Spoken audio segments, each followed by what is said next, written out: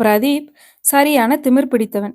யாராவது ஏதாவது பேசினால் சட்டென முகத்தில் அடித்தவாறு பேசிவிடுவான். அன்பு காட்டுபவர்களிடம் அன்பை காட்டுவதுதான் அவன் பழக்கம். அடிதடி வம்பு சண்டை என்று யாராவது அவனிடம் பிரச்சனை என்று சொல்லிவிட்டால் போதும். அது எவ்வளவு பெரிய பிரச்சனையாக இருந்தாலும் தீர்த்து வைக்காமல் ஓயமாட்டான். கல்லூரியில் இவனை தெரியாத ஆட்களே இல்லை. இளங்கலை பட்டம் கடைசி வருடம் படிக்கும்போதே பிரதீப்புக்கு வேலை கிடைத்து விட்டது. வெளிநாட்டு நிறுவனத்தில் வீட்டிலிருந்து பார்க்கும் வேலைதான். அதனால் மேற்கொண்டு படிப்பை தொடர வேண்டுமென்று எண்ணி முதுகலை பட்டம் போட்டு இப்போது படித்துக்கொண்டே வேலை பார்க்கிறான்.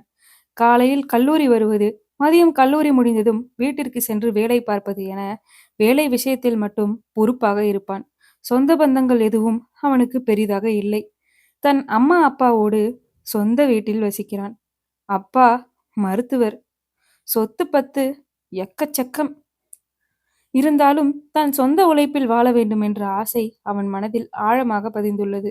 பெரிய பெரிய பணக்காரர்கள் தங்கள் பிள்ளைகளை பெரிய கல்லூரியில் சேர்த்து படிக்க வைப்பது போலத்தான் பிரதீப் அப்பாவும் பெரிய கல்லூரியில் சேர்த்து விட்டார். ஆனால் பிரதீப்புக்கு தான் சேட்டை குறையவில்லை. இவ்வளவு சில்மிஷங்கள் செய்யும் பிரதீப் கார்த்திகாவை பார்த்தால் போதும், பொட்டி பாம்பாக அடங்கி விடுவான். கார்த்திகா பிரதீப்பின் காதலி. பிரதீப்பிற்கு மட்டும்தான் காதலி. அவள் இவனை காதலிக்கவில்லை. பிரதீப் மட்டும் ஒருதலையாக காதலித்துக் கொண்டிருக்கிறான். பெரிய பெரிய சண்டையை தீர்த்து வைக்கும் வீரனுக்கு தன் காதலை சொல்ல தைரியமில்லை. கார்த்திகா இளங்கலை 3ஆம் ஆண்டு படிக்கிறாள். பிரதீப் அவளை காதலிக்கிறான் என்பது கார்த்திகாவுக்கு நன்றாகவே தெரியும். அவளுக்கு மட்டும் என்ன, மொத்த கல்லூரிக்கும் தெரியும். ஆனால் எதுவும் தெரியாதது போல கார்த்திகா எதையும் கண்டுகொள்ள மாட்டாள். காதலை சொல்ல தைரியமில்லாதவன் எல்லாம் வீரனா என்று நினைத்துக்கொண்டு தன் வேலையை பார்ப்பாள். கல்லூரியே அவனிடம் சற்று அடங்கித்தான் போகும். ஆனால் கார்த்திகாவோ அவனையே எதிர்த்து நிற்பாள். எங்காவது அவனை பார்த்தால் கூட முறைத்து கொண்டே செல்வாள். அதை பார்க்கும் பிரதீப் வெட்கமே இல்லாமல், முறைச்சா கூட அழகா தாண்டி இருக்க என்று சொல்லிக்கொண்டே சைட் அடிப்பான்.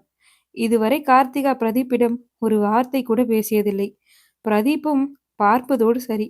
இதுவரை எதுவும் பேசியதில்லை. தனது நண்பர்கள் தோழிகள் மூலமாகத்தான் பிரதீப் காதலிக்கிறான் என்பது கார்த்திகாவுக்கு தெரியும். காதலை எப்படியாவது சொல்லிவிடுவான் என்று காத்திருந்த பிரதீப்பின் நண்பர்கள் ஒரு கட்டத்தில் அவனை வம்பிழுக்க தொடங்கிவிட்டனர். இது சரிபட்டு வராது. நாட்களும் நகருது. இப்படியே இருந்தா அவளும் காலேஜ் முடிஞ்சு கல்யாணம் ஆகி போயிடுவா. இப்போவே காதலை சொல்லிடுவோம் என்று தயாரான பிரதீப்புக்கு ஒரு அதிர்ச்சியான செய்தி காதுக்கு வந்தது. கார்த்திகாவை ஒருதலையாக காதலித்து வந்த 3ஆம் ஆண்டு மாணவன் ஒருவன் அவளை வழிமறைத்து அத்துமீறியதாகவும், கார்த்திகா துயரம் தாங்க முடியாமல் பாதியிலேயே வீட்டிற்கு சென்று விட்டதாகவும் பிரதீப்பின் நண்பர்கள் சிலர் அவன் வகுப்பிற்கு வந்து கூறினர். கோபத்தை அடக்க முடியாமல் நாக்கை மடக்கிக் கொண்டு, யார் அவன் என்று தன் நண்பர்களிடம் சீறினான். மச்சான், யாருன்னு தெரிலடா. எம்எல்ஏ பையன்னு சொல்றாங்கடா. கொஞ்சம் பொறுமையா இரு. இன்னும் 2 நாள்ல விசாரிச்சு சொல்றோம் என அவன் நண்பர்கள் கூற, எனது 2 நாள் ஆகுமா என்று இன்னும் ஆவேசப்பட்டான். சரி, 24 மணி நேரம் டைம் கொடு, விசாரிச்சு சொல்றோம். முதல்ல நீ கொஞ்சம் பொறுமையா இரு. கார்த்திகாவுக்கு ஃபோன் பண்ணி பேசு. அவளுக்கு ஆறுதலா இரு.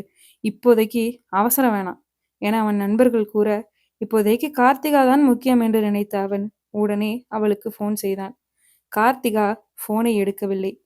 தன் நண்பர்களிடம் ஃபோனை வாங்கி புது புது நம்பரில் இருந்து ஃபோன் செய்து பார்த்தான். ஆனால் கார்த்திகா ஃபோனை எடுப்பதாக தெரியவில்லை. சரி மச்சான், நீ வீட்டுக்கு போ. நைட்டு 7 மணிக்குள்ள அவன் யார் என்னன்னு விசாரிச்சு சொல்றோம் என்று கூறி பிரதீப்பை அவன் நண்பர்கள் வீட்டிற்கு அனுப்பி வைத்தனர். பிரதீப்பும் வீட்டிற்கு சென்று போனை கையில் வைத்துக்கொண்டே சுத்தி கொண்டிருந்தான். மாலை 6 மணிக்கு பிரதீப்புக்கு போன் வந்தது. கார்த்திகா அவமானம் தாங்க முடியாமல் தற்கொலை முயற்சி செய்ததாகவும் அவள் அம்மா பார்த்து காப்பாத்தியதாகவும் செய்தி வந்தது. அத்தோடு சேர்த்து அவரிடம் அத்துமீறியது எம்எல்ஏ பையன்தான் என்று செய்தி வந்தது. பிரதீப் வீட்டு வாசலில் திடீரென நிறைய வண்டி சத்தம் கேட்டது.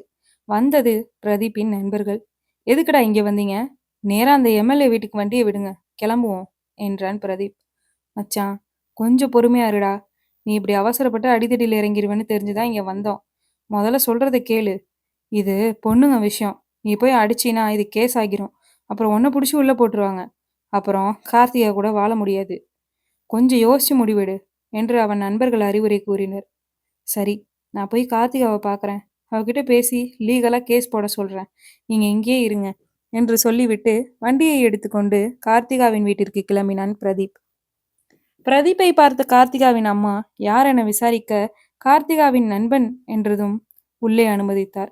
வீட்டிற்குள் நுழைந்த பிரதீப் ஒவ்வொரு ரூமாக சென்று அவளை தேடினான். தனது ரூமில் மெத்தையில் ஒரு ஓரத்தில் தலையை சாய்த்தபடி அமர்ந்திருந்தாள் கார்த்திகா.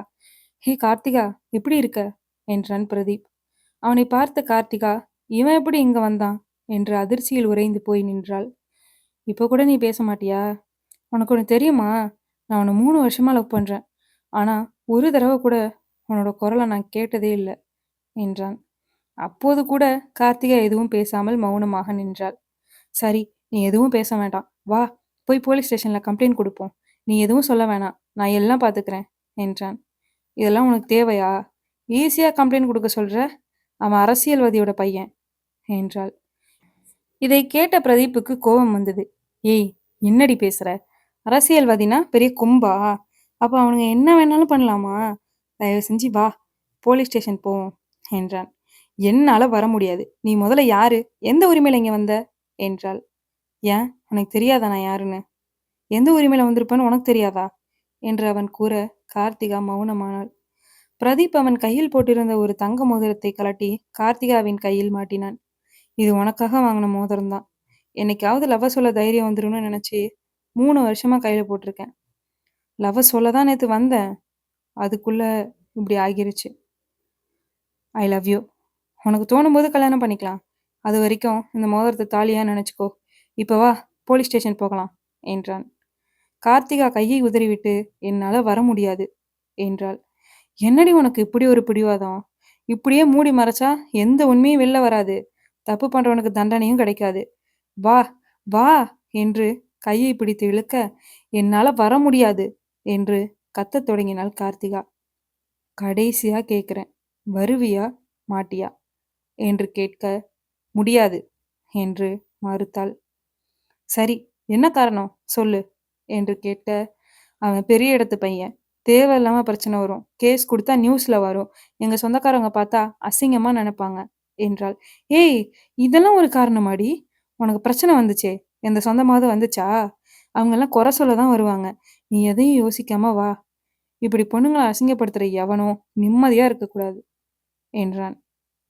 பிரதீப் எவ்வளவோ கூறியும் கார்த்திகா வர மறுத்து விட்டாள். ஓ, அவன் பண்ணது உனக்கு பிடிச்சிருந்துச்சோ? அவன் உன்னை தொட்டதும் உனக்கு பிடிச்சிருந்ததுனால தான் வர முடியாதுங்கிறியா என்றான். அவன் பேசிய அடுத்த நிமிடமே பலாரென அவன் கன்னத்தில் அறைந்து வெளியே போடா என்றாள் கார்த்திகா. என் மேல வர கோவம் கூட உனக்கு அவன் மேல வரலையா? ஆனா நீ தப்பு பண்றடி. இவ்வளோ சொல்லியும் நீ கேட்கல. இனிமேல் உன் மூஞ்சிலேயே முழிக்க மாட்டேன்டி. என்னைக்கு நீ அவன் மேல கேஸ் கொடுக்குறியோ அன்னைக்கு வரேன். எப்படியும் கொடுக்க மாட்ட, நானும் வரமாட்டேன் என்று சொல்லிவிட்டு கிளம்பினான் பிரதீப். கார்த்திகா என்ன முடிவெடுப்பது என்று தெரியாமல் முழித்தாள். வீட்டிற்கு சென்ற பிரதீப்பிடம் என்ன நடந்தது என்று அவன் நண்பர்கள் விசாரித்தனர். அவனும் நடந்ததை கூறினான். டேய், ஆனா உனக்கு கொஞ்சம் கூட பொறுமையே இல்லை. இப்படிதான் அவளை அசிங்கமா பேசுவியா? இப்ப அவ கேஸ் கொடுத்தா அவன் முகம் வெளியே தெரியும். என்னதான் அவளுக்கு நீதி கிடைக்கணும்னு நினைச்சாலும் அவன் அரசியல்வாதியோட பையங்கிறதுனால எல்லாம் மூடி மறைச்சிருவாங்க. கேஸ் கொடுத்ததும் வீணா போயிடும். பேசாம ஒன்று பண்ணுவோம். யாருக்கும் தெரியாம அவனை கடத்திக்கிட்டு வந்து அவன் வாயால உண்மையை சொல்ல வைப்போம். அதை ரெக்கார்ட் பண்ணி கார்த்திகாவுக்கு அனுப்புவோம். கார்த்திகா கேஸ் கொடுக்கலைனாலும் பரவாயில்ல. நம்ம அடிக்கிற அடியில அவன் யார் மேலேயும் கை வைக்க மாட்டான். அதுவே போதும் என்று அவன் நண்பர்கள் கூற பிரதீப்பும் அதற்கு சம்மதம் தெரிவித்து நண்பர்களோடு கிளம்பினான். யாருக்கும் தெரியாமல் ஆள் இல்லாத சமயம் அவனை கடத்தி ஆள் இல்லாத இடத்தில் வைத்து அடித்து துன்புறுத்தி எப்படியோ உண்மையை வீடியோவாக எடுத்து அதை கார்த்திகாவுக்கு அனுப்பி ஒருவேளை நீ கேஸ் கொடுத்தா இதை ஆதாரமா வச்சுக்கோ என்று சொல்லி மெசேஜ் அனுப்பி வைத்தான் பிரதீப். அந்த அரசியல்வாதி பையனையும் நாங்க அடிச்சோன்னு வீட்டுல போய் சொன்னா அதுக்கப்புறம் நீ உயிரோட இருக்க மாட்ட. எப்படி அடிபடிச்சுன்னு கேட்டா வண்டியில இருந்து கீழே விழுந்துட்டேன்னு சொல்லணும் என மிரட்டி அவனை அனுப்பி வைத்தனர். வீடியோவை பார்த்த கார்த்திகா பிரதீப்புக்கு எந்த ஒரு பதிலும் அனுப்பவில்லை. சனி ஞாயிறு விடுமுறை முடிந்து கல்லூரிக்கு எதுவும் நடக்காதது போல சென்றாள் கார்த்திகா. கல்லூரி வாசலிலேயே நண்பர்களோடு நின்று கொண்டிருந்தான் பிரதீப். அப்படி ஒரு ஆள் இருக்கிறான் என்றே தெரியாதது போல அவனை கொஞ்சம் கூட கண்டு கொள்ளாமல் நேராக வகுப்பிற்கு சென்றாள். தெரியும் அவ கண்டுக்க மாட்டான்னு. நான் கோவத்துல வார்த்தைய விட்டேன். அதான் எப்போதும் நிமிர்ந்து பார்க்குறவ இன்னைக்கு கண்டுக்காம போறா என்று தன் நண்பர்களிடம் புலம்பினான் பிரதீப். சரி விடு, இப்போதானே லவ்வ சொல்லியிருக்க, இனிமே தான் பதில் வரும் என்று பேசிக் கொண்டிருக்கும் போதே பிரதீப்பின் இன்னொரு நண்பன் போனை பார்த்து கொண்டே கத்தினான். ஏ, ஏன்டா கத்துற என்று பிரதீப் கேட்க, அந்த எம்எல்ஏ பையனை அரெஸ்ட் பண்ணிட்டாங்களாண்டா, நியூஸ்ல வருது.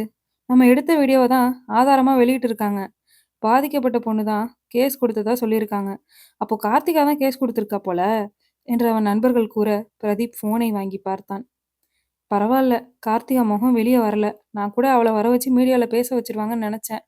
அவனே உண்மையை ஒத்துக்கிட்டதுனால கேஸ் ஈஸியா முடிஞ்சிருச்சு போல. சரி, நான் போய் கார்த்திகாவை பார்க்கறேன் என்று சொல்லிவிட்டு போனை நண்பர்கள் கையில் கொடுத்துவிட்டு கார்த்திகாவின் வகுப்பிற்கு சென்றான். கார்த்திகா தன் தோழிகளோடு சிரித்து பேசிக் கொண்டிருந்தாள். பிரதீப்பை பார்த்த கார்த்திகாவின் தோழிகள் ஏதோ பேச வந்திருக்கிறான் என்பதை புரிந்து கொண்டு வெளியே சென்றனர். கார்த்திகா அவனை பார்த்து கோபத்தோடு முறைத்தாள். நீதான் கேஸ் கொடுத்தியா என்று கேட்க அவளும் ஆமா என்றாள். சரி, லவ்வ சொன்னேன், இன்னும் எந்த பதிலும் சொல்லலையே என்றவன் கேட்க எனக்கு பிடிக்கல என்றாள். கோவத்துல சொல்லாதடி என்று பிரதீப் சொல்ல, உண்மையாதான் சொல்றேன், எனக்கு ஒன்னும் பிடிக்கல என்றாள். அதற்கு மேல் அவனால் எதுவும் பேச முடியவில்லை. சரி என்று தலையை ஆட்டிவிட்டு வெளியே வந்தான். வெளியே வந்தவன் மீண்டும் உள்ளே சென்று உண்மையா பிடிக்கலையா என்று மீண்டும் கேட்டான். ஆமா என்று கார்த்திகாவும் அழுத்தி கூற கார்த்திகாவின் கையை பிடித்தான். பிடிக்கலன்னு சொல்ற, கையில போட்ட மோதிரத்தை கலட்டாம வச்சிருக்க என்று சொல்லிக்கொண்டே அவளும் காதலிக்கிறாள் என்று புரிந்து கொண்ட பிரதீப் சிரித்தான். ஏய் சிரிக்காத என்று திட்டினாள். ஏய், வசமா மாட்டிக்கிட்டடி, சமாளிச்சது போதும். இன்னும் 1 மாசத்துல 2 பேருக்கும் படிப்பு முடிஞ்சிரும். எங்க வீட்ல நம்ம விஷயம் தெரியும். உங்க வீட்ல பரீட்சை முடிஞ்சது பேசுவோம் என்றான். கார்த்திகா மௌனமாக நின்றாள். நீ இன்னும் நடந்ததை மறக்கலன்னு நினைக்கிறேன். அதான் அவனுக்கு தண்டனை கிடைச்சிருச்சுல்ல, கவலைப்படாத. நானும் கொஞ்சம் ஓவரா பேசிட்டேன், சாரி. உனக்கு என்ன ஆனாலும் நான் எப்போதும் துணையா இருப்பேன் என்று அவள் கையை பிடித்து இழுத்து கட்டி அணைத்தான். இதற்கு மேல் மறைக்க முடியாது என்று எண்ணியவள் பிரதீப்பின் தோள்களை பற்றி தன் காதலை வெளிப்படுத்தினான். இங்கேயே இருவரின் காதலும் மலரத் தொடங்கியது. நன்றி.